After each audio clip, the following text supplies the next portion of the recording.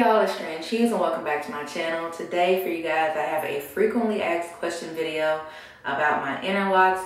I've been receiving a lot of questions, the same questions that I don't really mind answering in the comments, but I wanted to create a video to address some things that I haven't addressed in previous videos yet, or things that I've been asked in my comment section for my other lock videos. So first things first is just how many locks do I have? This should be a lock count video. It's not. I don't know just yet, but I am going to film that for you soon. I have between 140 and 150.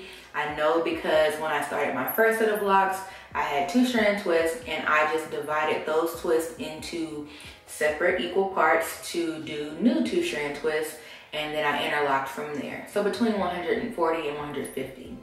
Second is, why did I choose to interlock? And my main reason is just because I don't like people in my hair. I'm very, very weird about people being gentle with me and having bad vibes coming out of their hands into my scalp. That, and I'm tender-headed. My scalp is very sensitive. Even to get this style, my head hurt, and I did not intend to take my hair down as soon as I did, but it hurt so bad. So I don't do retwists. I don't like people in my hair. I do not like combs in my hair. That, and I like to wet my hair about every 2 weeks, whether it be swimming or washing it. I like to really clean my scalp thoroughly often, and I don't think that that's something that people who palm roll, unless they're free forming, they can't wash the hair as often so they can keep their lock in place. And I like to wash my hair when I want. I've also been asked about shrinkage within the locks. And it's definitely true that if you're going to interlock your hair, or if you're growing locks, period, if you're cultivating locks, you're going to see shrinkage. But in my experience with interlocks, I started off with 2-strand twists that were stretched out, and then I cultivated my locks so far through interlocking, which shrunk from the other end as well. So you're going to experience shrinkage when you retie your hair. It'll be stretched out like mine is right now, and it'll look good and stretched out for about a couple of hours, maybe until the next day. But after that, your hair starts to shrink into itself between maintenance. I usually go between 6 and 8 weeks. Sometimes I stretch it even further to 10 weeks because I don't really mind my roots looking a certain way. And then that also adds to the volume of my hair, kind of like right now, I'm due for a retie. I've stretched out my hair. It's looking cute, because I know with palm rolling, you're stretching the hair down when you palm roll it, and it seems to be getting longer faster. But when you're retying your hair and interlocking it, and I don't really know if that's the same for sister locks and brother locks, but with just interlocks like these, your hair will shrink first before you see any length.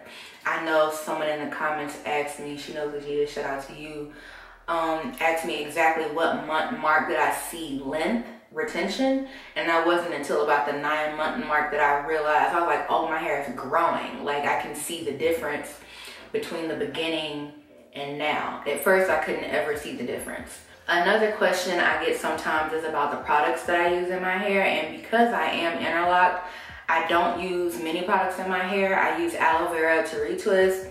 I use leave-in sprays, and then I use this like oil cocoa butter type solution that's mostly just oils. I rub it in my hands and I use that as an oil. I have spray oils as well. So everything that I have is either oil or water based. I don't use gels or creams, anything like that, because it can create, you know, what is that called? Buildup. It can create buildup in your locks, and I genuinely cannot afford that. My hair does not like product in the first place. Even when I was a loose natural, I was very into water-based or very lightweight products because my hair is as light as it is. Also, another thing I wanted to touch on is comparison between locks. I would encourage anyone who is starting their journey, no matter what way they're starting it, freeform, manufactured, cultivated, you know, micro locks, sister locks, whatever, you don't need to compare your locks to anyone else's because everybody's hair is different. Even if it's similar, it's so different. Like, the way that my hair functioned as a loose natural kind of shows up in the way that it functions in locks. It's very lightweight, very, you know, my hair is very fine. It's not dense at all. And that's another reason why I don't palm roll, is because my hair is as fine as it is, it'll pop, it'll break. My hair is very fragile, so it is important that I maintain healthy, thick hair for me, but I mean because my hair is so fine, with interlocking. When you're looking at other people's journeys, you'll be like, I want my locks to look like that, and I hope my locks come out like that.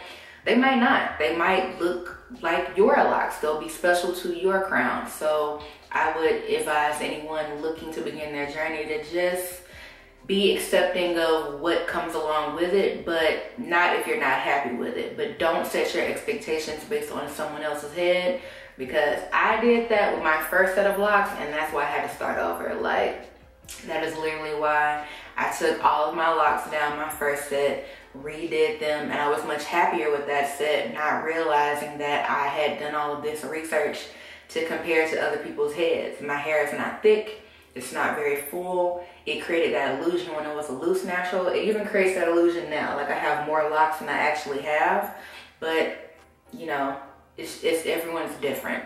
Last thing. The last thing that I'll add, which is not necessarily a frequently asked question, but it's something that I'm going to touch on in the future, is that your locks are very sacred. They hold energy, so it's important that you cleanse them, detoxify them, and charge them. And when I say charge them, it's like you're a plant.